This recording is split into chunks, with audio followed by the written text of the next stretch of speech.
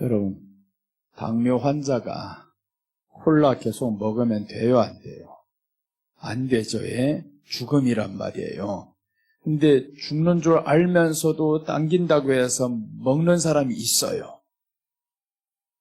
그리고는 이 사람이 하나님께 주여 살려주시옵소서, 건강 주시옵소서. 그럼 하나님이 줄까요, 안 줄까요? 안 줘요. 죽는 행동을 하면서 살려달라고 하면 그게 말이 되냐고요. 살려달라고 하자면 죽는 행동을 멀리 해야 됩니다. 내게 해로운 것을 하지 말아야 되는 거예요. 육에 해로운 것을 하면서 육에 건강 달라고 하면 안 되잖아요. 그런 것처럼 영으로 살아갈 때 이것이 해로운 건짓인 줄 알면서도 그것을 자꾸 한다면 이것은 영이 죽겠다 그 말입니다. 내 영에 대해서 관심이 없다. 육에 대해서 관심이 없으니까 이 사람의 육에 대한 그것을 절제 못하는 겁니다. 내 안에 육의 건강에 대해서 관심 있는 사람은요, 해로운 것 안 먹습니다. 아무리 맛있어도 먹지 않아요. 그런 것처럼 우리 안에 영에 이제는 관심을 가지시기 바랍니다. 영에 관심을 가져야 돼요. 영에 관심을 가지면 이 영이 좋아하는 것이 무엇인가 생각해야 되잖아요. 영이 좋아하는 게 무엇인가? 영은 오직 하나님 말씀만 좋아합니다. 그래서 성경이 말씀하죠. 살리는 것은 영이니 육은 무익하니라 라고 했습니다. 살리는 것이 영이다. 그래서 우리 안에 영은 하나님의 말씀이 살리는데 이제는 말씀을 먹으면서 우리가 이 말씀과 방해되는 것들, 요것들만 차단시키면 됩니다. 내가 말씀 방해되는 것이 무엇인가? 어떤 사람은요, 눈만 떴다 하면 휴대폰 쳐다보는 사람이 있어요. 눈만 떴다 하면 휴대폰 보는데 잘 때까지 휴대폰 봅니다. 근데 그걸 뭐만 보냐 하면 나에게 보니까 취미가 달라요. 어떤 사람은 아침부터 시작하면요, 대한민국 하는 것만 봐, 이거. 아무튼 이제 탄핵무효 하는 것만 봐, 이거. 저녁까지 이것만 봅니다. 어떤 사람은 또 아침부터 일어나서 요리하는 것만 쳐다보는 사람이 있어요. 저녁까지 요리하는 거. 어떤 사람은 건강에 대한 것만 쳐다봅니다. 그런데 아무리 봐도 그런 것들은 우리 생명이 아닙니다. 유튜브를 보더라도 하나님 말씀 듣는 유튜브 보시기 바랍니다. 이 말씀들을, 그래서 우리 아침에 처음 순서가 중요합니다. 내 처음 순서가 하나님을 사모하는 것으로 해야 되겠다. 그럼 영은 살아나게 되어 있고 영은 충만하게 됩니다. 육도 마찬가지겠죠. 아침부터 시작해가지고 성경에 말씀하죠. 아침부터 잔치하는 그 나라는 망하리로다 했습니다. 아침부터 실컷 퍼먹고 최고급 퍼먹고 하면 이게 금방 일어나서 맛이 있어요, 그게? 근데 가득 퍼놓고 잔치하는 나라는 망한다고 했습니다. 그 말이 바로 우리가 아침부터 시작해가지고 너무 세상 것으로 채우면 우리 육은 망합니다. 그래서 아침은 우리가 하나님 말씀으로 채우는 저와 여러분이 됩시다. 그래서 이제 휴대폰에서 불필요한 것들, 하나님 말씀을 방해하는 것들은 지우라고 나는 지난주에 우리 성도들하고 말했어요. 휴대폰 안에 하나님 말씀이 아닌 다른 것들, 불필요한 것들 지워버리세요. 지워버리세요. 그걸 지워야 한 번이라도 하나님 말씀 더 보게 됩니다. 자, 오늘 오전에 했던 거 계속 이어가겠습니다. 명령하지 않은 다른 불을 드렸다라고 했습니다. 명령하지 않은 다른 불이라는 것은 성도의 거짓 예배를 의미하는데 이 거짓 예배는 하나님이 원하고 명령한 게 아닙니다. 근데 왜 이 사람이 거짓 예배를 드렸을까? 자기 편리를 위해서 하는 겁니다. 그냥 편의주의를 위해서.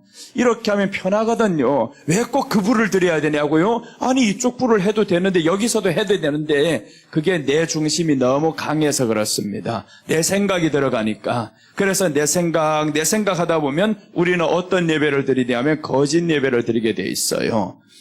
사도행전 아니라 요한복음 4장에서 하나님이 예수님이 진실된 예배 어떤 것이라는 것을 사마리아 여인과의 대화에서 나옵니다. 이 사마리아 여인과의 대화를 보면 처음에 관심사가 이 여자가 예수님께 대한 예배가 아니었어요.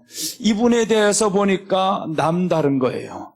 이분이 보통 사람은 아니야. 내 과거를 안단 말이에요. 내 과거를 알고 이런 것들 아는 거 보니까 이분은 보통이 아니야. 그러면서 이 사람이 말하는 바가 이런 말이 나옵니다. 우리는 어디에서 예배드리리까? 라고 합니다. 예수님이 나를 안다라는 사실을 우리 알면요, 그분에 대한 예배를 어떻게 드려야 될까? 이 생각이 떠오릅니다. 그래서 이 사람이 이렇게 말이죠. 우리 조상은 이 산에서 드리고 당신들은 예루살렘에서 드리는데 나는 어떻게 드리겠습니까? 라고 물어보는 거예요. 우리 조상들은 저 산이라는 것은 이방산이죠. 이방 예배를 의미합니다. 하나님의 중심이 아닌 다른 예배. 예루살렘 예배는 하나님 중심이긴 하지만 형식적으로 꽉 찬 예배. 이런 예배를 때 나는 어떤 예배를 드려야 합니까? 했을 때 주님이 하시는 말씀이 요한복음 4장 23절과 24절입니다. 21절부터 읽읍시다. 이제 지금 설명한 바가 이 내용입니다. 요한복음 4장 21절에서 23절까지입니다. 자, 봅니다. 예수께서 이르시되 여자여 내 말을 믿으라. 이 산에서도 말고 예루살렘에서도 말고 너희가 아버지께 예배할 때가 이르리라. 너희는 알지 못하는 것을 예배하고 우리는 아는 것을 예배하는 이는 구원이 유대인에게서 남이라. 자, 보세요. 너희는 이방 예배드리는 사람들은 알지 못하는 것 한다라는 겁니다. 그러니까 우리와 다른 종교 예배들은 알지 못하는 것들입니다. 그런데 이제 기독교라고 하는 이 종교는 아는 것을 드린다라는 겁니다. 유대인들은 아는 것을 드린다라고 하죠. 이는 구원이 유대인에게서 남이라. 우리는 아는 것을 예배하노니 안다라고 했습니다. 그래서 형식적인 예배는 아는 사람들이 드리는 겁니다. 교회 안에서 이 교회라는 건물이라는 이 형식 안에 사람들이 들어왔다라는 것은 우리는 그래도 당신들과는 달라 이 말이죠. 이 산에서 드리는 것과는 달라. 우리는 예루살렘 예배를 드려 아는 것을 드려 하나님을 알아. 예수님을 믿어. 이 말씀하는 겁니다. 근데 예수님은 이것도 아니라는 거예요. 자, 그 다음에 23절 보면 이제 제시합니다. 아버지께 참되게 예배하는 자들은 영과 진리로 예배할 때가 오나니 곧 이때라. 자, 곧 이때라 하는 것은 뭐냐 하면 예수님이 지금 대화를 하고 있는데 곧 이때라는 겁니다. 내 앞에서 하는 그것이 예배다라는 거죠. 지금 하는 말씀 보면 자, 예배하는 자들은 영과 진리로 그러니까 사람들은 뭘 놓쳐버리냐 하면 요 뒤에 건 놓쳐버립니다. 곧 이때는 아무 의미도 없는 내용으로 버리고 영과 진리로만 말하는 거예요. 영과 진리로만 예배 드려야 됩니다. 다 쓸데없어 이거. 영과 진리로 하는 거 누구 몰라요. 근데 영과 진리로 하는 게 뭐냐 말이에요. 곧 이때라 했잖아요. 곧 이때라. 아버지께서는 자기에게 이렇게 예배하는 자들을 찾으시느니라 라고 했는데 곧 이때라. 내가 너와 지금 말하고 있지. 내 앞에서 드려지는 그 예배가 바로 영과 진리로 드리는 예배라는 겁니다. 내 앞에서, 예수님 앞에서. 그래서 어제 우리가 말씀드렸는데 어제 내 곁에 서서 말씀하시는 내 곁에 서서 예수님이 지금 내 곁에 있고 내 앞에 있습니다. 그러니까 우리들의 예배는 여기에 명령하지 않은 다른 불, 예수님이 여기 계시다고 하면 다른 불 드리겠어요? 하지도 못하죠.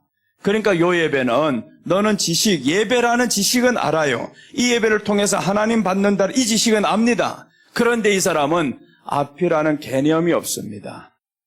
예수님 앞에서라는 개념이 없죠. 그래서 예수님 앞에서 드려지지 않는 예배들은 이사야서 1장 12절은 이렇게 말씀합니다.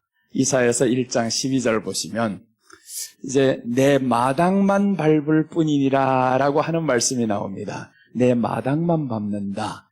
자, 보세요. 너희가 내 앞에 보이러 오니 이것을 누가 너에게 요구하였느냐?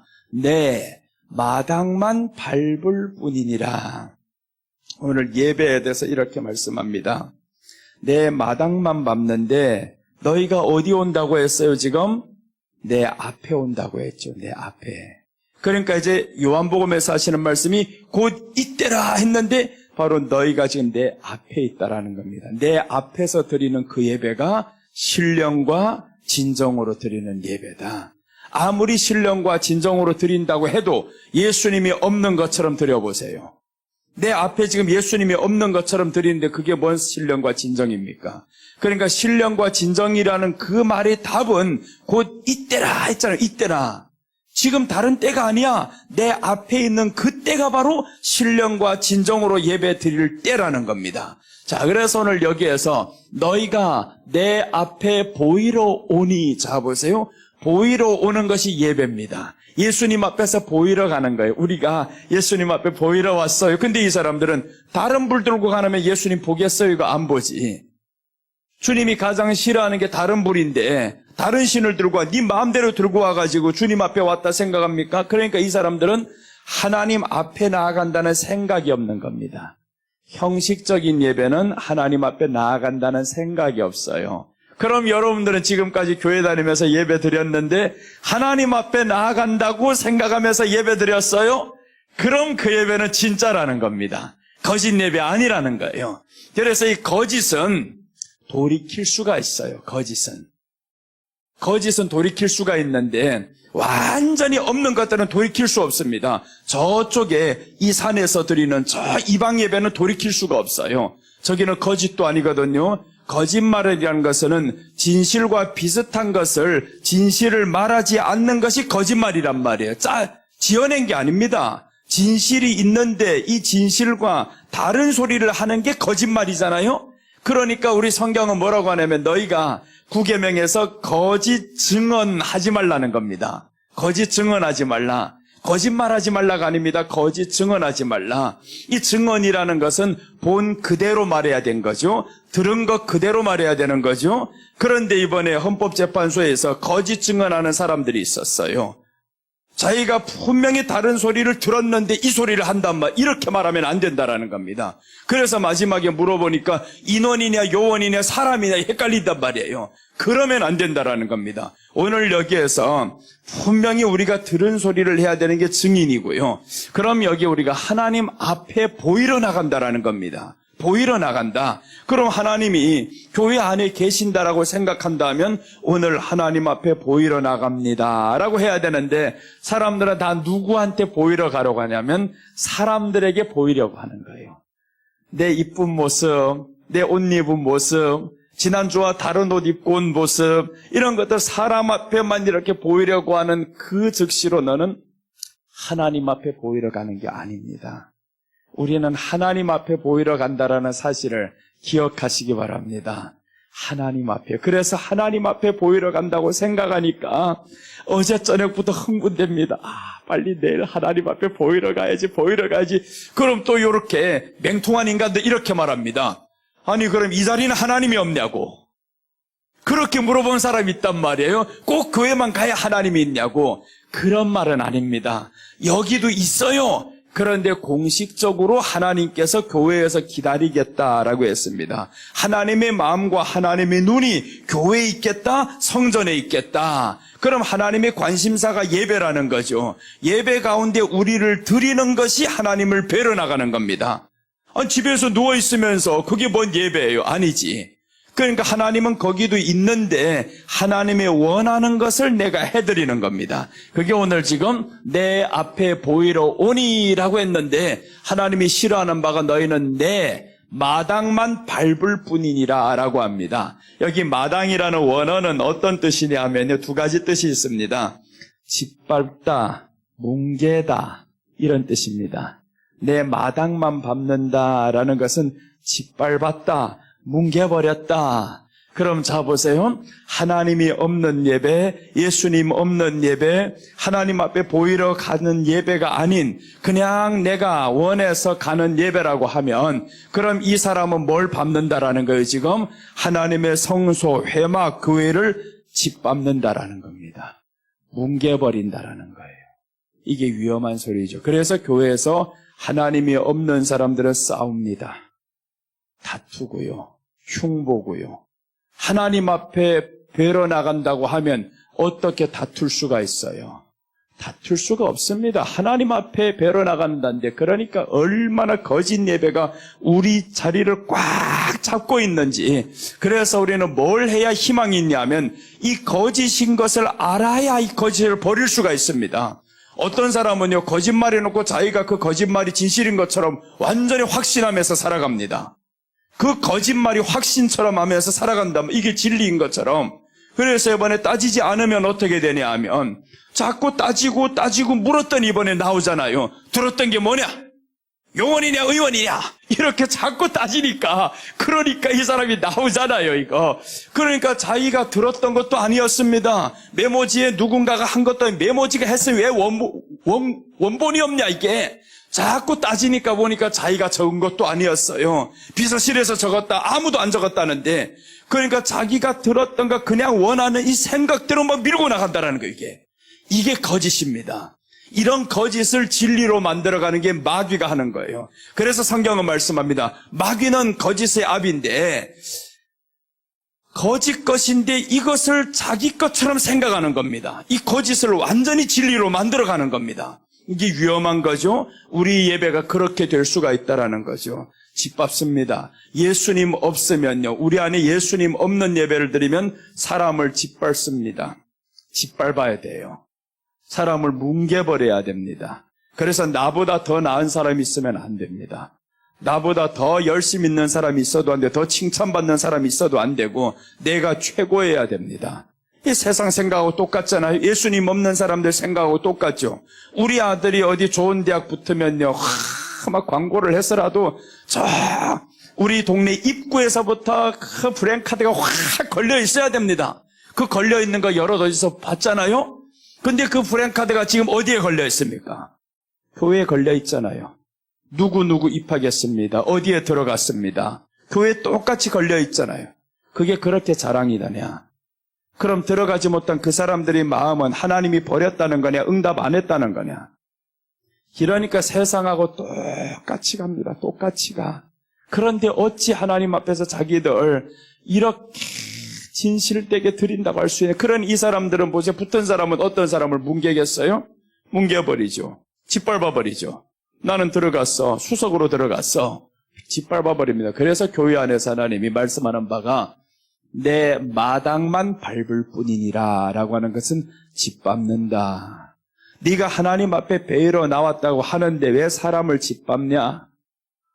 내가 출세했고 내가 똑똑해서 이 모든 시험에 합격했는데 왜 사람을 짓밟냐고. 그럼 그것을 하나님의 은혜로 가야지. 거기에서 현수막에 걸려고 해도 목사님 하지 마세요. 괜찮아요. 붙은 것만 해도 얼마나 감사한데 이름 내지 마세요. 못 붙은 사람은 얼마나 속상하겠어요. 하지 마세요. 그래야 되는데 이야 반대가 되어버렸습니다. 붙었는데 광고를 안 해줬다고. 시험 들어버려 이거. 그게 정말 하나님 배로 나오는 겁니까? 그래서 오늘 여기에서 거짓 예배에서는 오늘 이 말씀하죠. 하나님 앞에 얼굴 배우러 나오는데 너희가 내 앞에 보이러 오니 이것을 누가 너희에게 요구하였느뇨? 하나님 앞에 배우러 오는데 왜 마당만 이렇게 밟고 있냐? 짓밟기만 하냐? 그래서 교회 안에서는 짓밟으면 안 됩니다. 나의 출세가, 나의 똑똑함이 사람을 짓밟는 데 쓰면 안 됩니다. 내가 어떤 일을 겪어서 어떤 성공을 해서 사람을 짓밟는 데 쓰잖아요, 오늘날에. 그러니까 명함이 뭡니까? 세상에서의 명함이 대기업의 어떤 이제 승진했습니다. 이런 것들이 사람에게 명함이 되어버린 거예요. 대기업의 회장입니다. 대기업의 승진에 거기에 이제 들어갔고 취직했고 이런 것들이 자기 명함인데 교회도 마찬가지잖아요. 어느 교회 다니냐면 큰 교회부터 나옵니다. 우리 교회 옆에는 엄청 큰 교회가 있어요. 사람들 자랑은 그 교회 다니는 게 자랑입니다. 우리는 그 교회에 다닌다고. 그 교회에 다니는. 그게 뭔 자랑이냐고. 교회당 크고 적게 나가는 게 그게 자랑이 아닙니다. 성도 몇 명이면 목사님들은 다 성도 많이 부르기를 원하고 교회 건물이 큰 것을 그게 자기 자랑이 되고 이게 뭡니까? 하나님 앞에 내 앞에 보이러 오니 이것을 누가 너에게 요구했는데 내 마당만 밟는다. 왜 너는 짓밟기만 하느냐? 이 짓밟으면 안 됩니다. 짓밟는 이런 행동들은 다른 불들인 겁니다. 예수님 없는 거짓 예배를 드린 거예요. 그래서 이렇게 거짓 예배를 드리면 어떻게 되느냐? 이제 2절 3절에서 말씀합니다. 거짓 예배를 드리면 어떻게 되느냐? 우리 레위기 2장 이제 10장 2절 3절 보시면 여호와 앞에서 나온 불이 삼켜 죽입니다. 여호와 앞에서 나온 불이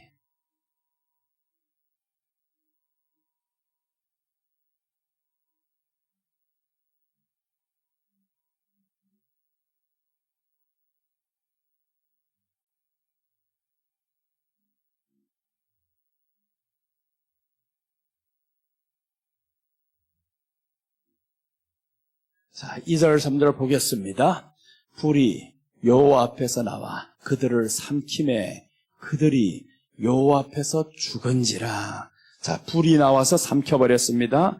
다른 불을 들인 이 사람들, 하나님 앞에서 나온 불이 있습니다. 그러니까 불이 두 가지가 있다라는 거죠. 오늘 이 회막에는 불이 두 가지가 있는데 다른 불이 있고 하나님 앞에서 나온 불이 있습니다. 하나님 앞에서 나온 불. 그래서 하나님 앞에서 나와 그들을 삼킴에 그들이 요 앞에서 죽은지라. 3절을 보겠습니다. 모세가 아론에게 이르되 이는 여호와의 말씀이라 이르시기를 나는 나를 가까이 하는 자 중에서 내 거룩함을 나타내겠고 온 백성 앞에서 내 영광을 나타내리라 하셨느니라. 아론이 잠잠하매. 아론이 여기서 두 아들 죽은 것 때문에 슬퍼하지도 못합니다. 슬퍼하지도 못해. 아들 둘이 죽었는데 왜 죽었냐면 다른 불로 인해서 죽었기 때문에. 그러니까 아론은 할 말이 없습니다. 잠잠하게 들어야 됩니다. 왜 그럼 이 사람들이 죽냐 봤더니 이유를 설명하죠. 죽는 이유를 여기에서 이렇게 말씀합니다. 나를 가까이 하는 자 중에서 내 거룩함을 나타내겠고, 거룩에 있어서는 부정한 것들이 붙어버리면 죽습니다. 부정한 것들이 붙으면 죽어요. 거룩에는 그래서 예수님의 이름으로 나아가야 우리가 살아요. 예수님의 이름이 아닌, 예수님은 거룩인데 우리는 부정이에요. 그래서 거룩은 정결을 만나야 이 정결이 안 죽습니다. 그래서 이제 레위기나 민수기에 보면 이제 레위기 11장 이하로 가면 지금 10장이잖아요. 11장부터는 이제 부정한 자 정결하게 되고 정결한 자 거룩하게 되고 이런 내용들이 많이 나옵니다. 11장, 12장, 13장, 14장 이렇게 해서 계속 나오는데 13장에 가면 어떤 내용은 문둥병자가 나옵니다. 문둥병자가 아니 어느 날 보니까 뾰루지가 생겼어요. 그래서 제사장이 가서 진찰을 합니다. 이것이 문둥병이에요. 아니에요. 조금 지켜보자 했더니 이게 퍼지는 겁니다. 점점 퍼지는 걸 보면서 너는 부정하다. 이렇게 해서 부정하게 된 자는 성 밖에 나갔다가 다시금 시간이 흘러서 괜찮아집니다. 회복이 됩니다. 그럼 다시 제사장에게 와서 보이는 거예요. 상처가 이제는 조금 두드러지가 없어지고 이것은 무엇입니까? 라고 하면 제사장이 됐다. 이제는 정결하니 정결한 사람들은 짐승 몇 마리를 잡아서 하나님 앞에 드려질 것이요 라고 합니다. 그래서 정결해진 사람들은 하나님 앞에 나아갈 수 있는데 그 정결이 무엇이냐 하면 이게 없어야 됩니다. 없어진 사람은 이 짐승을 잡아서 하나님 앞에 나아가면 거룩이 되는 거예요. 그래서 하나님의 속성으로 들어가는 것인데 오늘 여기에서는 이 사람들에게 있어서 보면 이 거룩함이 하나님이 저들에게 나타나 버리니까 이게 죽습니다. 다른 불이 죽어요. 다른 불을 드렸다라는 것은 예수님의 이름이 아닌 다른 것으로 나오는 겁니다. 예수님 없는 예배를 드리는 겁니다. 죽여버렸잖아요. 죽여버렸습니다. 그럼 오늘날은 왜 안 죽이냐? 이게 참 문제죠. 오늘날도 팍팍 죽어버렸으면 살아남을 자가 없으니까 그럽니다. 이때는 왜 죽였냐 하면요. 이때는 보세요. 이스라엘 백성들이 어디에서 나올 때냐 하면 애굽에서 나왔을 때 하나님의 감동과 감격이 제일 클 때입니다. 하나님의 거룩을 보았어요. 하나님의 전능하심을 보았습니다. 이런 사람들이니까 하나님의 기대가 높아집니다. 하나님의 기대가. 하나님의 거룩이 저희들에게 다 지금 가까이 왔는데 이 거룩이 가까이 왔는데 저들에게는 부정이 지금 보이는 거예요. 그래서 부정이 용납이 안 되는 겁니다. 지금은 우리와 하나님 사이야 거리가 너무 멀다라고 성경이 말씀합니다. 거리가 너무 멀다라는 거예요. 그게 이사야서 59장 1절과 2절 보시면 하나님과 너희 사이가 있는데 죄가 사이를 갈라놓았다. 거리가 너무 멀어요. 거리가 머니까 당연히 하나님의 음성도 안 들리겠죠. 하나님께 관심도 안 가겠죠. 너무 거리가 멀어졌어요. 그래서 사람들은 범죄해도 이제는 그냥 흠들매집니다. 죄를 지어도 그래, 예배가 실패를 해도 그래, 별 관심이 없습니다. 그냥 왔다 갔다 하면 자기가 믿는 사람인 줄로 이렇게 착각을 합니다. 근데 이때는 아니죠. 다른 불로 드렸으면 죽여버립니다. 사도행전 5장에서도 보니까 자그마한 거, 아니 밥값 얼마를 감춘 게 뭐가 죄인데요? 죄가 아닙니다, 사실은. 근데 그때 당시에는 죄가 됩니다. 지금 우리를 놓고 말하면 아니 재산 팔아가지고 절반 바쳤는데 그게 죄냐고요. 대단한 거잖아요. 엄청난 일을 한 겁니다. 근데 왜 지금은 엄청난 일인데 그때는 그게 죄가 됐냐고요. 그때는 성령에 충만해서 어느 한 사람도 돈 욕심으로 인해서 사는 사람 없었을 때입니다. 돈에 대해서 관심은 있지만 교회 안에서 성령이 충만하다 보니까 이 돈을 다 나눠줬어요. 가난한 사람 다 나눠주고. 그러니까 교회 안에서 핍절한 사람이 없었더라 했을 때입니다. 그 말씀은 교회가 성령이 충만했더라. 하나님의 거룩이 꽉 찼더라. 그런데 이 거룩에 누가 접근을 하냐 하면 오늘 이 시대로 말하면 엄청나게 믿음 좋은 사람, 이 믿음 좋은 사람이 접근을 했는데 하나님과 가까이 하다 보니까 죽는 겁니다. 죄인과 죄인 섰을 때는 안 죽어요. 그런데 하나님과 가까이 서보니까 내 죄가 너무 큽니다. 그래서 그 말씀이 욥기에서 나오는 내용입니다. 욥기에서 보면 욥이 왜 자기를 자꾸 의인이라 하냐 하면요, 하나님 앞에 나아가지를 않았어요. 욥이. 자 보세요. 욥의 친구가 있죠. 여기 이제 친구 이렇게 있고 욥이 있고 여기 하나님이 있어요. 하나님이 있는데 욥은 자기가 의인이라는 겁니다. 의인이야, 내가 의인이야. 근데 이 사람들은 아니야, 네가 어떻게 의인이야 이렇게 말한단 말이에요. 그러니까 아니라는, 나는 의인이야. 욥이 자꾸 자기 의를 주장합니다. 그래서 욥이 저들을 향해서 말하는 바가 왜 내가 의인이냐 이 말씀을 하는 거예요. 당신들보다 내가 더 하나님을 찾고 하나님을 의지하고 경외하고 하는데 내가 의인이지. 그런데 자 보세요. 이렇게 출발을 합니다.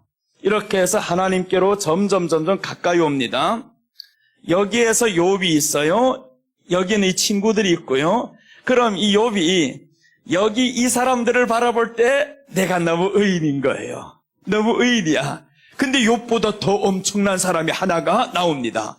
그 사람이 이제 욥기 32장 이후부터 나오는데 여기에 딱 와보니까 엘리후가 등장하는 겁니다.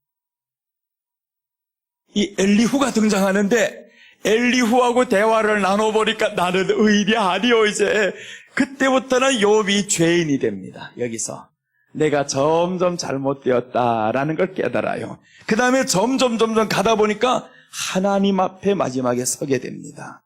욥기 41장에 보면 하나님 앞에 드디어 서게 되는데 그때는 욥이 말합니다. 나는 죄인입니다 라고 하는 겁니다. 하나님과 가까이 가면 갈수록 너는 지금 이 사람들과 상대적으로 의인처럼 보이지. 그런데 하나님 앞으로 가면 이 사람들은 자기가 죄인이라. 그게 바로 신약에서 나오는 사도 바울입니다. 내가 죄인 중에 괴수다.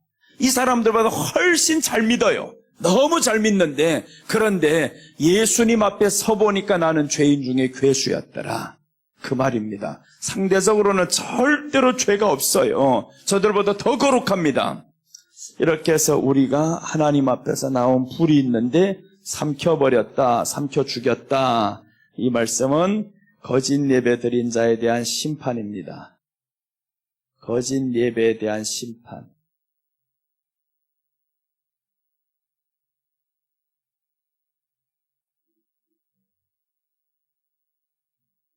자, 거짓 예배에 대한 심판론을 한번 살펴보겠습니다. 성경 마태복음 24장 2절 보겠습니다.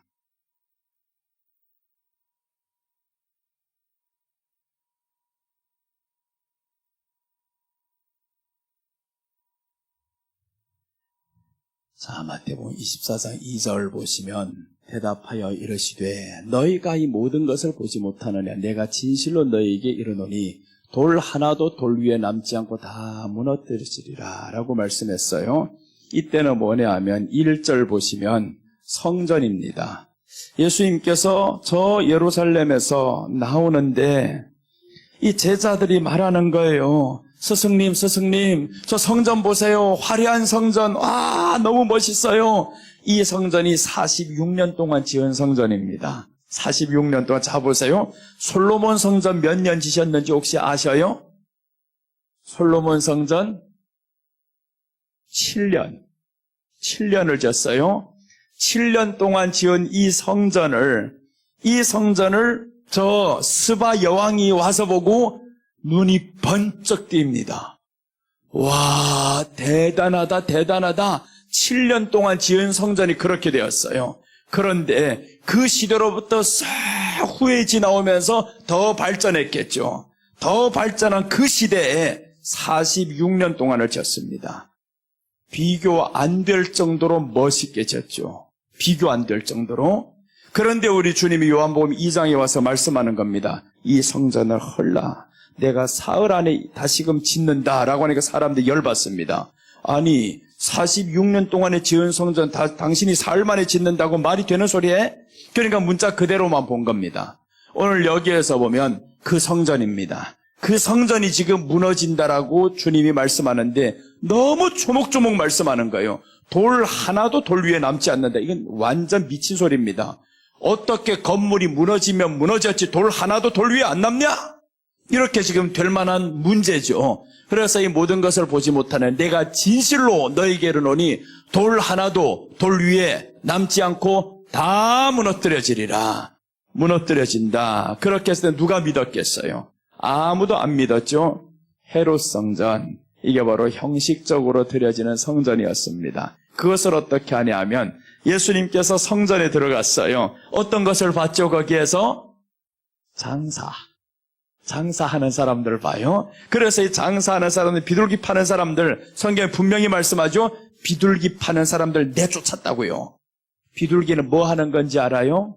레위기에서 그냥 우리가 교회 안에서 애터미 상품 사주는 이 정도가 아닙니다. 오늘날 우리는 교회를 어떻게 알고 있냐면 교회는 장사하지 말아야 돼. 그래가지고 어떤 가난한 사람들이 치약 가지고 왔어요. 교회에서 사주라고. 교회에서 사주라고 그래. 치약이랑 들고 와서 사주라고 했는데 교회에서 장사하지 말아야 돼요. 이런 장사인 줄로 알고 있어요. 이런 장사를 말하는 게 아닙니다. 주님이 성경 그대로 읽어보면 이 비둘기 파는 자들, 비둘기는 뭘 하냐면 제사 드리는 데 있어서 소, 양, 비둘기, 소, 양, 비둘기, 비둘기는 값어치가 없는 겁니다. 그냥 너의 집 문 앞에서 하나 잡아와. 이런 겁니다. 아무 값어치도 없는 거. 그것으로 하나님 앞에 예배드립니다. 그것으로. 형식적으로 하나 뭔가는 드려야지, 잡아야지. 그러니까 이 사람들이 하나님 앞에 드려진 예배가 이제는 더 이상의 형식도 갖추지 않습니다. 구약은 그나마 형식이라도 갖췄지. 근데 예수님 시대에 와보니까 형식도 안 갖춘 예배. 오직 그냥 눈가림만 하는 예배. 믿는 척하고. 그래서 우리가 저 이스라엘에 가면 랍비들이 어떻게 해요? 성벽에 앉아가지고 기도도 안 하면서 의자 하나. 예전에는 그나마 이렇게 했습니다. 기도를 하면요. 몸이라도 흔들면서 이렇게 했지. 지금 그러지 않습니다. 의자도 어떤 의자는 있냐면 자동으로 뒤에 앉으면 왔다 갔다 하는 거 있잖아요, 이거. 그런 의자를 놓고 있는단 말이에요. 이러고 이런 의자만 놓고 그러고 자기가 기도한다라는 거예요. 그게 뭔 기도냐 이거. 우리 주님이 바라는 건 네 얼굴 내 앞에 보이러 오라 그건데 얼굴 보이는 마음 없고 성전만 관심이 있어요. 이제 건물에만 관심이 있습니다. 그게 오늘 이 시대가 아닙니까? 오늘 이 시대가 건물에만 관심이 있잖아요. 성전에만 관심이 있지. 건물 점점 크게 하자, 화려하게 하자, 세상에 보이자. 이 건물에만 관심인데 주님은 이 건물 헐어버리겠다라는 겁니다. 돌 하나도 돌 위에 남지 않는다. 그런데 아직까지 건물에만 관심 있는 사람들 얼마나 많아요, 이거. 건물 진 것이 자랑이 되고. 그래서 이게 건물에만 관심 가졌습니다. 돌 하나도 돌 위에 남지 않는다. 교회 안에 장사판들만 가득했었고 예배가 없어지고 하나님 앞에 드리는 예배, 비둘기 하나마저도 제대로 못 드리는 예배, 그런 예배가 어떻게 하나님 앞에 예배예요? 그러니 예수님이 오셔서 상을 엎어버린 겁니다. 다 엎어버려서 이런 예배가 필요 없다. 그러면서 예수님이 이 성 이제 허물어진다. 필요 없다 이런 거. 다 무너지는데 그래서 우리가 마지막 때에는 주님 보시면 요 앞에서 나온 불이 삼켜버렸다. 우리 주님 이런 것도 다 삼켜버리잖아요. 없애버립니다. 없애버리고. 유럽의 교회들을 보세요. 웅장하게 지은 교회들, 이런 교회가 아닙니까? 다 이런 교회들이 텅텅 비어나가는데 그 전체를 누가 밟고 있어요? 한국이 밟고 있잖아요, 지금. 지금도 교회 짓는다면 점점 큰 것들만, 점점 크게. 그 크게 짓는 동안에 너희 교회 성도 굶어 죽는 게 있는 거 봤나 안 봤냐? 수백억, 수천억을 그렇게 들여서 써가는데 집 없는 성도 얼마나 많냐? 그게 안 보이냐고. 빚내가지고 가난한 사람은 한 번이나 도와줘 봤습니까? 빚내가지고. 그런데 빚내서 도와주지 못할 망정 어찌 자기가만 하냐고. 그 건물 짓는 데만 빚 그렇게 많이 내고. 그게 정상인 줄로 알고 있어요. 정상 아닙니다. 그게 자랑이 아닌 거예요. 오늘 우리 주님이 말씀하는 거, 돌 위에 하나도 남지 않는다. 마지막 때를 지금 설명하면서 이 때를 지금 마지막 때를 지금 보고 있는 거예요. 마지막 때 건물 돌 하나도 돌 위에 남지 않는다 했는데 이 말씀은 주 70년에 AD 70년에 이루어졌습니다. 돌 하나도 돌 위에 남지 않고 성전이 깨끗하게 무너졌습니다. 유럽 교회들 보세요. 다 보면 건물만 남았잖아요. 교회 건물이 술집이 되어버리고 박물관이 되어버리고 그렇게 되어버렸잖아요. 그런데 이제 우리도 마찬가지입니다. 교회들이 이제 5년, 10년 더 지나가 보세요. 요즘에 이제 20, 30대들 교회 안에 점점 정착시키려고 난리 나죠. 젊은이들 오면 희망 있다고요? 뻥 까라. 희망 없습니다. 젊은이들 와서 희망 있는 게 아니에요. 그 젊은이들 수천 명, 수백 명마다 헌금하는 청년들이 있으면 나와보라 그랬어요. 얼마나 하느냐. 돈이 안 나오는데 그 큰 건물을 유지하려니까 돈이 나와야 되는데 그런데 어른 세대는 60, 70대 성령을 경험한 세대는 점점 갑니다. 이제는 80, 90 되면 어떡할 거예요? 큰일 납니다. 지금 그래서 세워야 될 것은 20, 30대가 아니라 할머니 세대들을 다시 깨워야 됩니다. 들어본 사람들이 빨리 깨나는 거예요. 들어본 사람들. 못 들어본 사람 깨어나지 못합니다. 들어본 사람들. 이 들어본 사람들에게 지금은 40, 50대들 다 어디에다 다 자식들 맡기냐 하면 할머니, 할아버지에게 다 맡겨요. 할머니, 할아버지. 그러면 아이들 구원하는 건 누구 하는 겁니까? 할머니, 할아버지들 하는 겁니다. 할머니, 할아버지들 손잡고 돈은 다 어디에 있냐? 할머니, 할아버지들에게 다 있어요. 그런데 그런 사람들 교회에서 무시하고 자꾸 젊은 데다 눈길 돌린다고? 아니요. 그 사람들은 언제 오냐 하면 자기 자식들이 엄마, 아빠, 교회가 따라 나오게 되어 있어요. 따라 나옵니다. 이제는 전도의 방식 우리가 바꿔야 될 때입니다. 좀 생각을 바꿔서 이제는 60, 70대가 다시금 일어나야 할 시대. 그렇게 해서 이분들이 일어나고 이분들은요 한 번 말씀에 경험이 있었던 사람이라 회복이 빠릅니다. 먹어본 사람이라 회복이 빨라요. 그렇게 해서 회복이 되면 이 사람들은 누구를 데리고 다녀요? 손주, 손녀를 다 할머니, 할아버지들 지금 보고 있지. 그러니까 손주들 할머니 말씀 따라 할아버지 말씀 따라 교회 갑니다. 지금 아이들 보면요 말을 희한하게 합니다. 할머니, 할아버지 그 세대의 말을 아이들이 하고 있는 거예요. 깜짝깜짝 놀랍니다. 할머니들한테 배웠던 그 말, 들었던 그 말, 그 소리를 합니다. 그러니까 지금의 희망이 누구라고요? 60, 70대, 80대가 희망입니다. 꺼져가는 불이 아닙니다. 깨울 수 있는 불입니다. 깨울 수 있는 불. 그래서 처음에 광화문에도 사람 모일 때 누구만 모였냐? 가보면요 70대, 80대 이런 사람들만 모이다 60대도 적어요. 근데 지금 보세요. 누가 일어나는가? 20, 30대들 일어난다 그러죠. 일어난다고요? 먼저 어른들이 확 일어나면 젊은 세대들이 봅니다. 다 봐요. 그걸 딱 보고 교회 안에서도 그래서 희망은 누구냐면 20, 30대가 아닙니다. 말씀을 먼저 받았던 사람들이 뜨거움으로 다시 회복이 되면 저들은 다 보게 되어 있어요. 다 보게 되어 있고 그래서 우리 이제 해야 될 것이 하나 있는데 여호와 앞에서 나온 불이 삼켜 죽였다. 거짓 예배에 대한 하나님의 심판은 있습니다. 분명히 거짓 예배에 대한 하나님의 심판이 있어요. 그것을 우리는 알고 이제 가야 되는데 그걸 모르면 마당만 밟아버립니다. 오는 사람만 밟아버려요. 짓밟고 뭉개고 이런 일들 교회에서 하잖아요. 청년들은 싸우지도 않습니다. 교회 나와서 눈치만 보고 있지. 그래서 청년들 왜 다 떠났다고 하냐 하면 교회에서 싸우는 꼬라지가 싫다 이겁니다. 교회에서 왜 이런 것만 보여? 저희들에게는 보여만 주면 되는 겁니다. 그냥 우리가 예수님 믿는 거 보여만 주면 된다. 그런데 믿는 모습이 없어졌잖아요. 믿는 모습이. 그러니까 다 망가지는 겁니다. 교회가 망가지고. 그래서 이제 우리가 여호와 앞에서 나온 불이 삼켜 죽이지 못하게 여기에 다른 불 들이지 말아야 되죠. 거짓 예배가 없어져야 되는데 그 거짓 예배는 우리 안에 예수님 중심이 되어서 예수님 내 앞에 계신 것처럼 그렇게 살아가야 된다라는 겁니다. 예수님 내 앞에 계신 것처럼 살아가면 교회가 화목하고 사랑하고 너무 재밌어요. 자, 이제 다시 한 구절 보겠습니다. 사도행전 5장 9절 말씀 보시고 이제 민수기 또 이어가겠습니다. 사도행전 5장 9절 이제 이 두 사람을 죽입니다. 베드로가 이르되 너희가 어찌 함께 꾀하여 주의 영을 시험하려 하느냐. 보라, 네 남편을 장사하고 오는 사람들이 발이 문 앞에 이르렀으니 또 너를 메어 내가리라 하니. 자 보세요. 주의 영을 시험한다라는 겁니다. 주의 영을 시험한다. 아니 재산 얼마를 바쳤는데 땅값 얼마를 바쳤는데 그게 왜 시험이냐고요. 시험이 아닙니다. 이거는 얼핏 보면 시험이 아닌 거예요. 근데 베드로가 왜 저 사람을 향해서 네가 주의 영을 시험한다고 했겠어요. 그러니까 그 시대를 설명하는 것. 시대적으로 보면 너무 충만할 때였습니다. 교회가 너무 충만하잖아요. 충만하면 어떠한 사람이 혈기 있는 사람 자기는 잠잠하게 되어 있습니다. 꼼짝 못합니다. 근데 그 사람이 확 들고 일어나잖아요. 모든 사람이 같이 저를 치게 됩니다.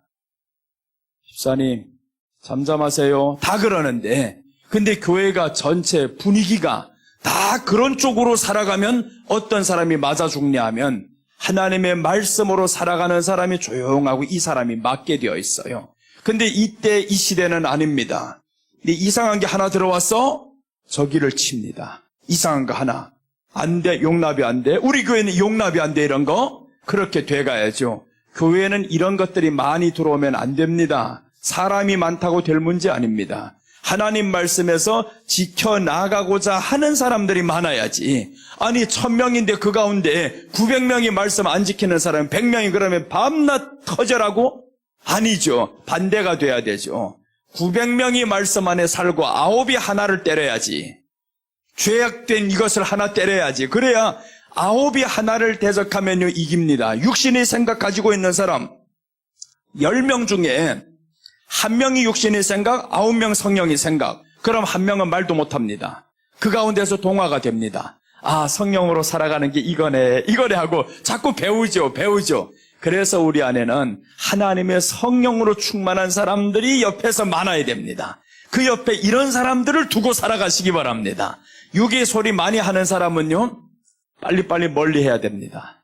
그런 사람 내 옆에 있으면 영이 피곤해집니다. 힘들어집니다. 그럼 거짓 예배 드려지는 것이 시간 문제예요. 거짓 예배 드리면서도 모르게 되어 있습니다. 자, 이제 민수기 15장 32절 보겠습니다.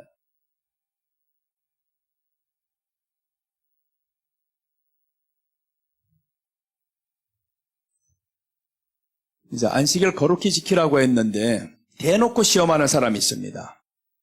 자, 우리 한번 민수기 15장 32절 보십니다. 이스라엘 자손이 광야에 거류할 때 안식일에 어떤 사람이 나무한 것을 발견한지라. 이때 당시는 안식일에 나무하러 나가면 안 됩니다.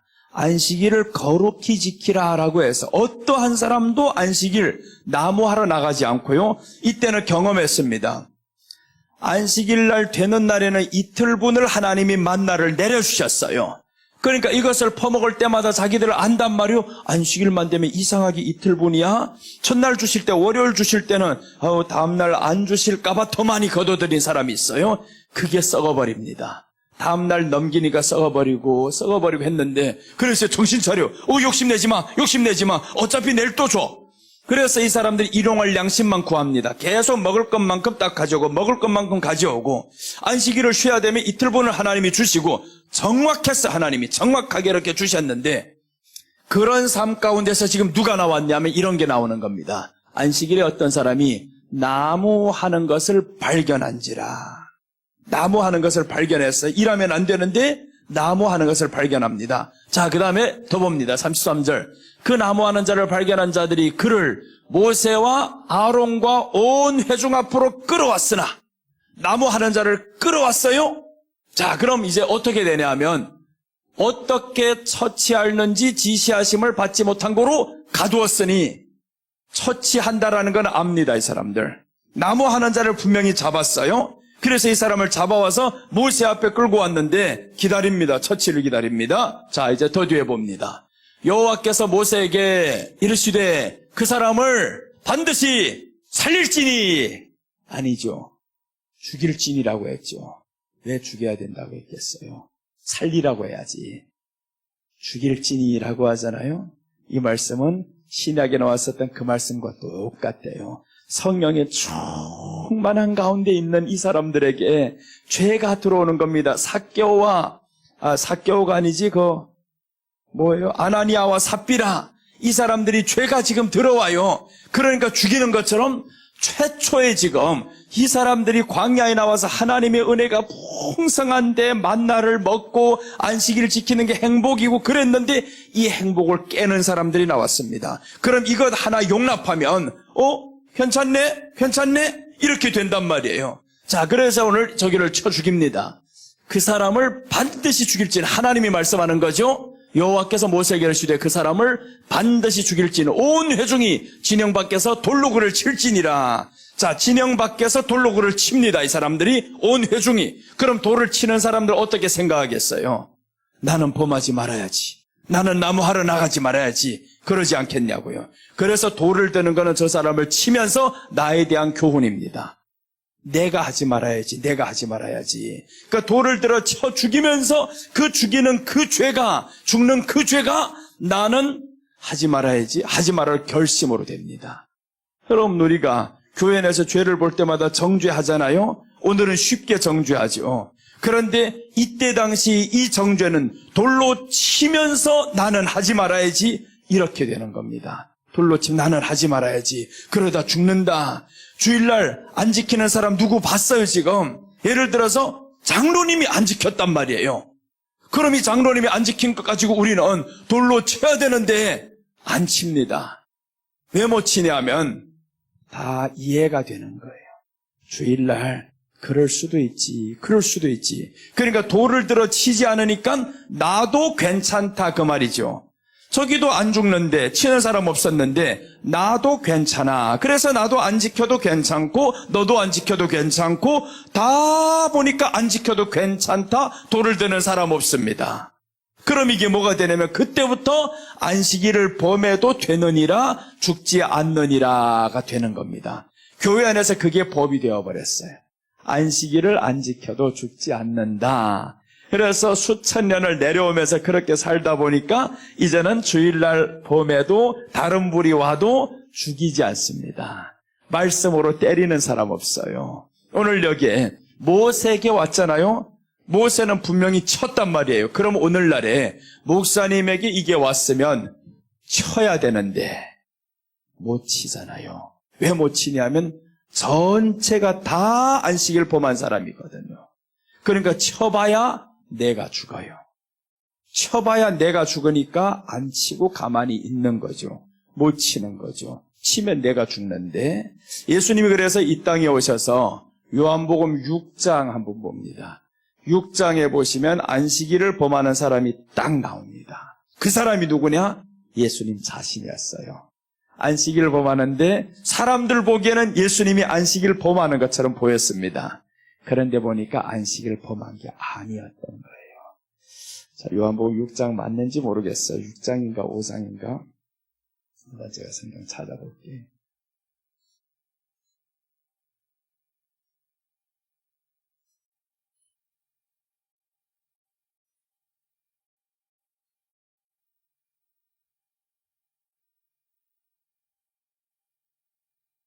안식일에, 잠깐만요. 안식일에. 몇 장이지?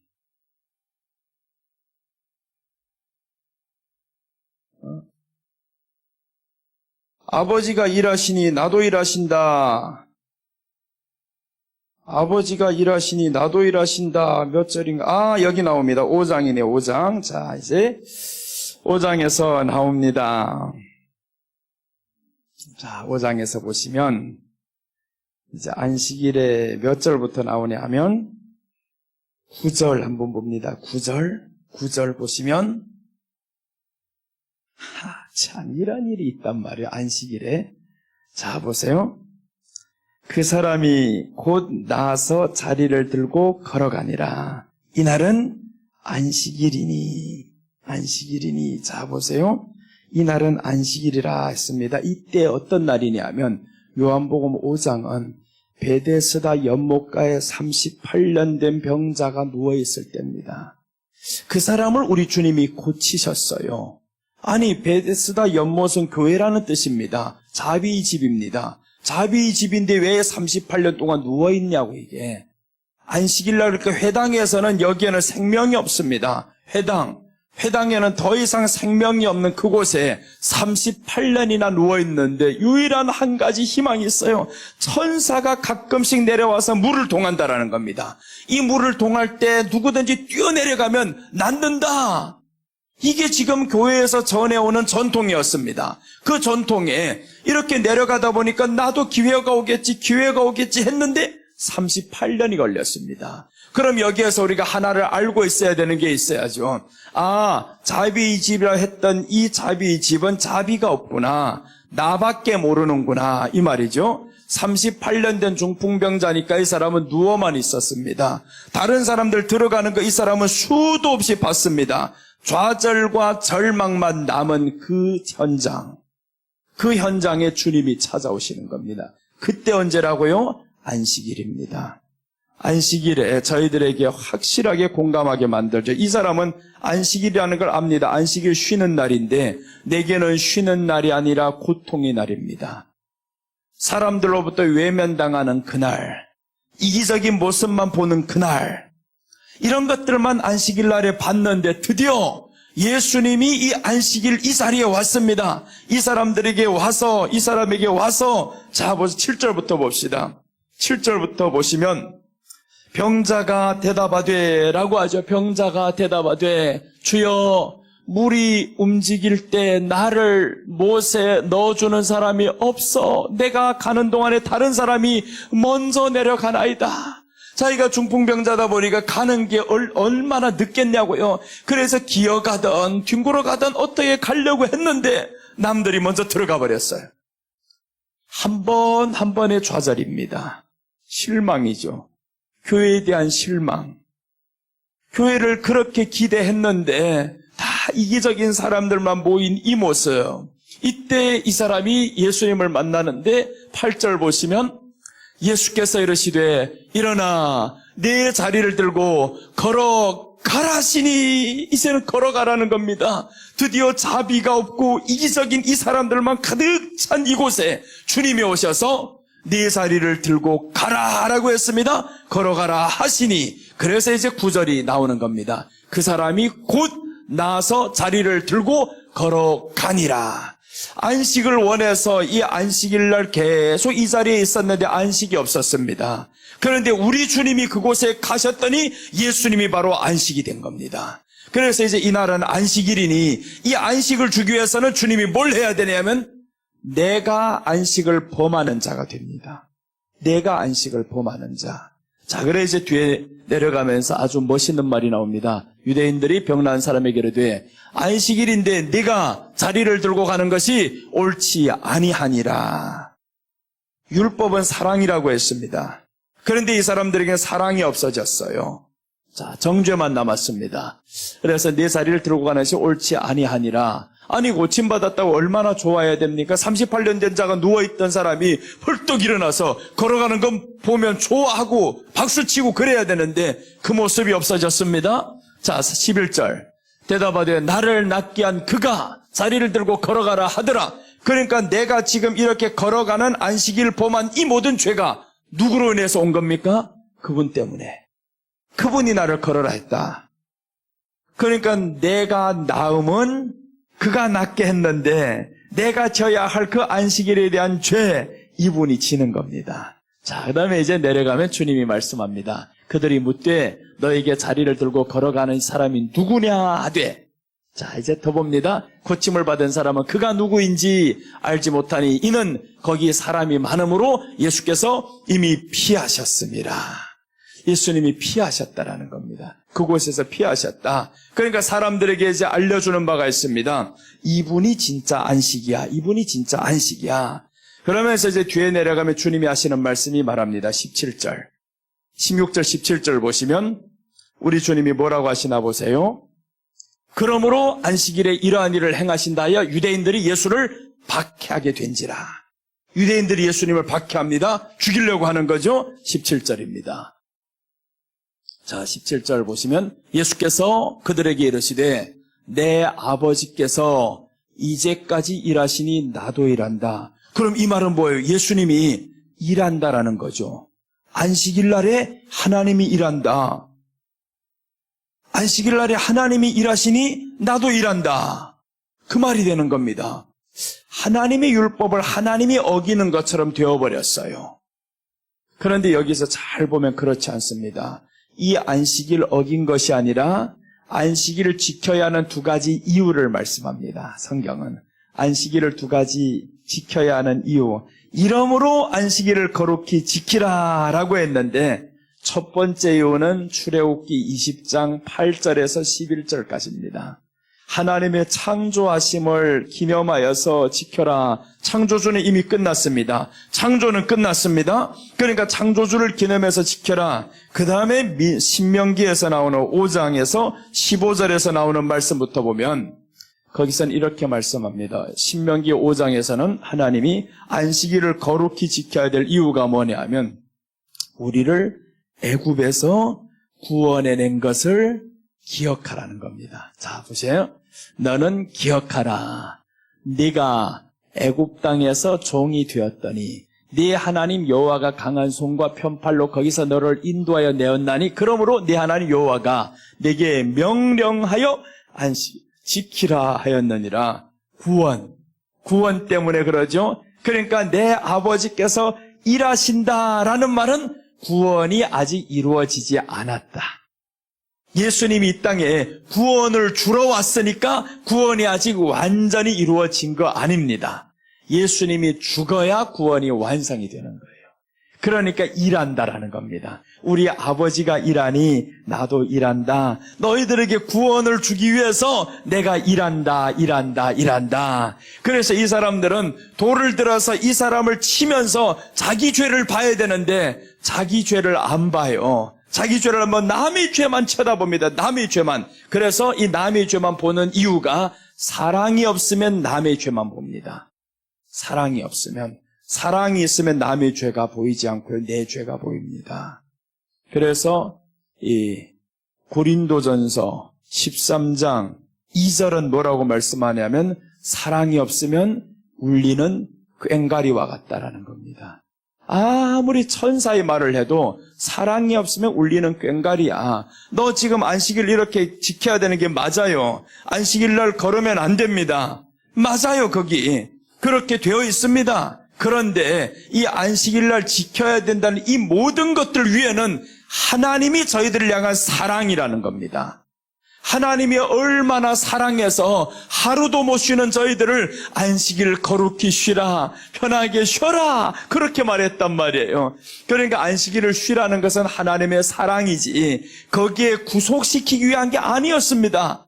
근데 가다 보니까 언제부터인가 사람을 구속시킵니다. 이 안식일 날 딱 구속시켜버려. 여기에 안식일 날 쉼이 없게 만들어버렸습니다. 그러니 사람들 교회 나와도 쉼이 없어요.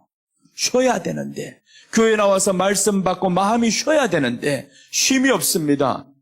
사람 보러 나와야 되고요, 사람 앞에서 뭘 해야 되고요. 그래서 안식일날 우리가 하나님 앞에 분명히 이제 이사야서 1장 12절 말씀했죠. 내 앞에 나를 보러 나오라고 누가 너희에게 말해주더냐. 하나님을 뵈러 나와야 되는데 하나님을 뵈러 나올 생각이 없습니다. 그냥 교회 오늘도 누구 가서 만나고 오지 뭐. 그 사람이 오늘 교회 온다 했어. 그러니까 가야지. 지금까지 교회 그렇게 끌려다녔으니까 가야지. 이렇게 해서 하나님 얼굴 뵌다라는 생각은 하나도 없이 나갑니다. 그럼 이 사람의 삶 속에서 뭐가 되겠어요? 여기를 가는 거죠. 요 앞에서 나온 불이 삼켜서 죽입니다. 그렇게 됩니다. 그래서 우리가 교회 나가는 한 번이 하나님 앞에 나아갑니다. 하나님 앞에 나아갑니다. 구원을 이루기 위해서 나갑니다.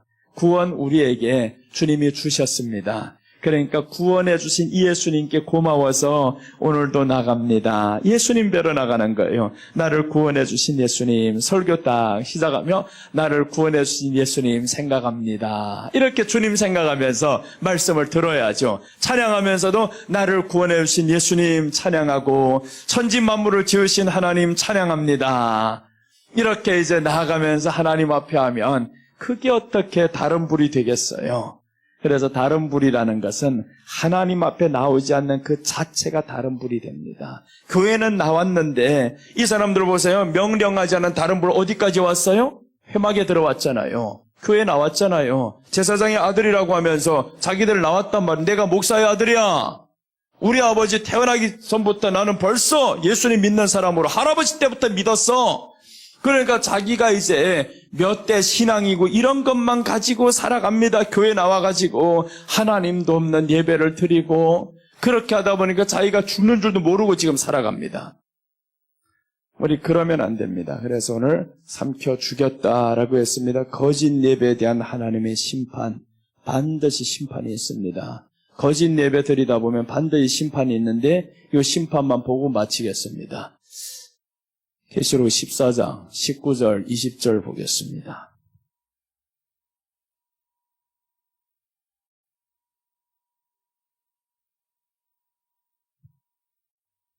자, 봅니다. 천사가 낯을 땅에 휘둘러 땅에 포도를 거두어 하나님의 진노의 큰 포도주에 다 보세요. 천사가 낯을 땅으로 휘두릅니다. 낯을 땅으로 확 휘둘러서 누구를 치나 보세요. 땅에 포도를 거둔다라는 거예요. 예수님은 참 포도나무였죠. 그럼 포도는 누구예요? 예수님으로부터 나온 성도들이잖아요. 이게 열매잖아요. 이 열매들인데 왜 이 열매들을 성도들을 저 진노의 포도주 틀에 던져버리냐고요. 이 포도송이를 그렇게 힘들게 갖고 놓고 왜 이 포도송이를 저 포도주 틀에 넣어가지고 짓밟아 버립니다. 그래서 포도주 틀에 던짐에 20절입니다. 20절을 보면 성 밖에서 그들이 밟히니 틀에서 피가 나서 말굴레까지 닿았고 1600스다디온에 퍼졌더라. 처참하게 죽습니다. 이게 심판입니다. 그럼 포도송이가 왜 심판을 받냐고요. 포도송이는 포도주가 되지 않은 상태잖아요. 포도주는 포도송이가 깨져야 되는 겁니다. 주님이 원하는 건 포도송이가 아니라 포도주를 원합니다. 포도주를 하나님이 지킵니다. 그게 변화된 성도입니다. 변화된 성도를 하나님께서 요구하는 것입니다. 그래서 여기서는 이 포도송이는 짓밟아라 했는데 포도주는 보호하라 라고 나옵니다. 하나 더 봐야 되겠네요. 6장 5절 6절입니다. 계시록 6장 5절 6절은 포도주는 해치지 말라고 합니다. 분명히 술로 보면 안 됩니다. 오늘 이렇게 이어서 보면 포도주는 해치면 안 됩니다. 자, 보세요. 셋째 인을 떼실 때 내가 들으니 셋째 생물이 마르되 오라 하기로 내가 보니 검은 말이 나오는데 그 탄자가 손에 저울을 가졌더라. 6절입니다. 셋째 인을 떼시니까 이런 게 나왔어요. 내가 네 생물 사이로부터 나는 듯한 음성을 들으니 이르되 한 데나리온의 밀한되요 한 데나리온의 보리속도라도 또 감람유와 포도주는 해치지 말라고 했죠. 저들 해치면 안 됩니다. 하나님이 지키시겠다. 포도주는 내가 지키시겠다. 이 포도주는 변화된 성도를 의미하죠. 포도송이가 이렇게 심판받는 걸 보면서 포도주는 왜 근데 하나님 해치지 않는데요? 변화된 성도는 하나님이 해치지 않습니다. 변화된 성도 언제 변화됩니까? 예수님 앞에 나와야 변화가 되지. 예수님 앞에 있는 것처럼 행동을 해야 변화가 되죠. 그러니까 예수님 없이 살아가는 사람, 없는 것처럼 생각하며 살아가는 사람 변화가 되겠어요? 자기가 주인인데 예수님이 내 앞에 있다 생각하면 예수님이 주인이죠.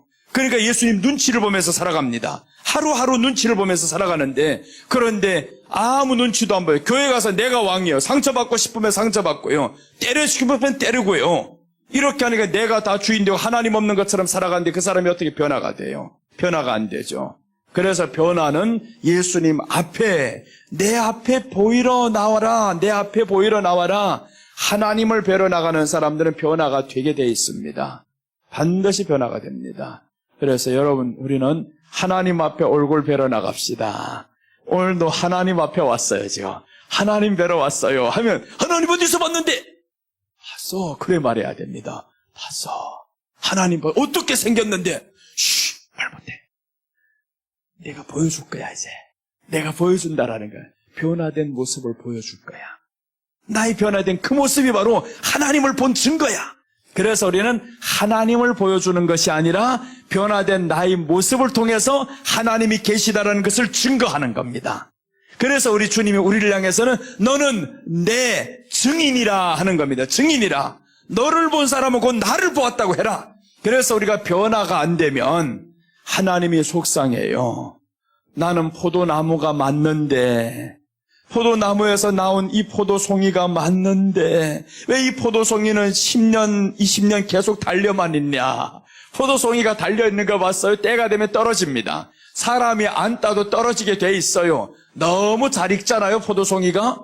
많이 익으면요, 무거워서 이 달고 있는 게 무거워서 떨어집니다. 떨어져요, 무거워서. 툭 떨어지는 순간 어떻게 되겠어요? 그 떨어졌던 것들이 툭툭 터지지. 그래서 포도송이가 좋은 상품들은 떨어지기 전에 이걸 가서 조심스럽게 따잖아요. 상처받지 말라고. 그건 세상의 장사꾼들이 그렇게 하는 것이고, 우리 예수님 믿는 사람은 거기에서 나무에 달려있다가 무거워서 떨어지는 겁니다. 그럼 깨지게 되어 있죠. 깨지는 겁니다. 그래서 이게 변화된 성도를 의미해요. 깨진다라는 건 다른 말로 하면 고난을 통해서, 힘든 일을 통해서, 여러 가지 일을 통해서 내가 깨지는 거죠. 밟히는 거죠. 그게 나를 변화로 만들어 갑니다.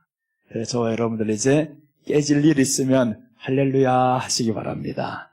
포도송이가 하나만 깨져 될 문제 아니잖아요. 송이는 하나만 있는 게 아닙니다. 여러 개 많으니까 이래서 한번 툭 찔려서 아이고 오늘 하나 깨졌다. 또 누가 하나 툭 찔려서 또 하나 깨졌다. 그렇게 해서 이 포도송이가 다 깨지고 나면 그때부터는 포도주가 되면 왕이 기뻐합니다. 왕 앞에 나아갈 수 있는 포도주.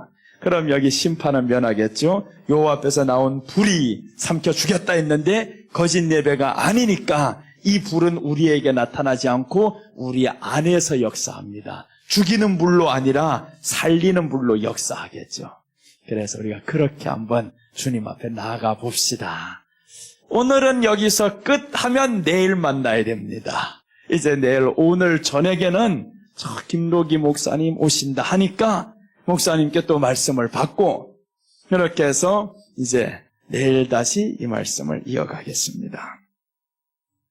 내일 조금 더 어려운 거 하나 남았습니다. 내일은 혹시라도 못 나오면 유튜브로 꼭 참석하세요. 유튜브로 꼭 참석해서 들으시기 바랍니다. 오늘보다는 더 어려워요, 내일 거. 혼자서 가서 보면 평생 봐도 이해가 안 돼요. 이게 무슨 말이지 하고. 그런데 내일 이제 같이 보다 보면 와 쉽네 이 말이 나옵니다. 정말 쉽네. 이렇게 쉬운 말씀 왜 나는 몰랐을까? 그러니까